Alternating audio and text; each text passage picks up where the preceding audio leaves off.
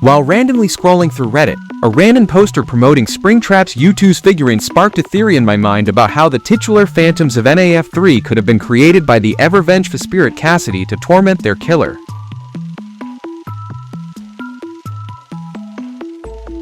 During the story of the man in room 1280, we discover that the mysterious undying man with the hospital room is none other than William Afton, being kept alive by the angry Andrew after the events of Pizzeria Simulator.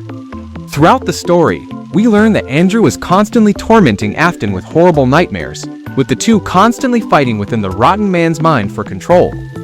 Lastly, we know that anytime the nurses attempt to kill Afton, Andrew intervenes as a violent, shadowy kid.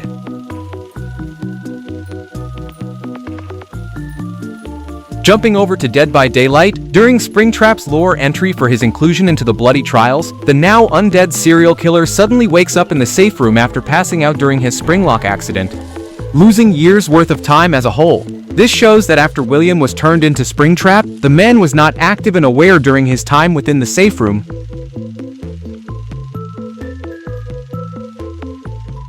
Hopping over to the story What We Found, and its protagonist Hudson, the troubled man is haunted by the dark stains of his past after Springtrap is brought into the horror attraction, with the guard experiencing violent hallucinations of his teacher Mr. Atkins and his stepfather Lewis, with most of these hallucinations featuring the animatronics in some way. This shows that these memory-based hallucinations within Fazbear's Fright are connected to Springtrap in some way.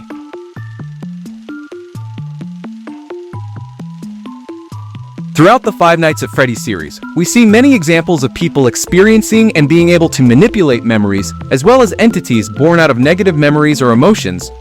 with most of these examples being of individuals changing bad memories into good ones. Two notable examples of memory manipulation in the games are FNAF World and UCN, with FNAF World supposedly being Charlotte and Michael helping to free the crying child by giving him his happiest day, while UCN is instead Cassidy keeping William trapped in his own mind with constant nightmares, a similar way that Eleanor is stopped in the Fazbear Fright series.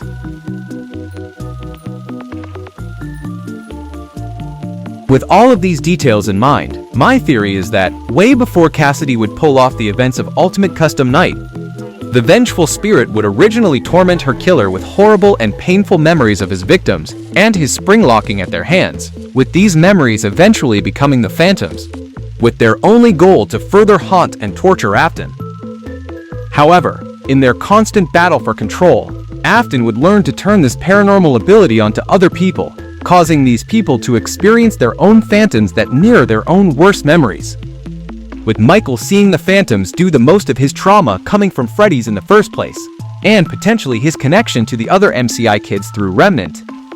Alternatively, Cassidy could be accidentally causing other people to experience their own worst memories as a side effect of her torturing Afton, with the child not attempting to harm others in her rage, just like we see with Andrew.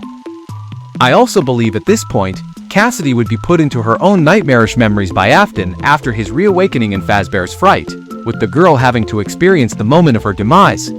which we hear during Golden Freddy's ambience in FanFAR.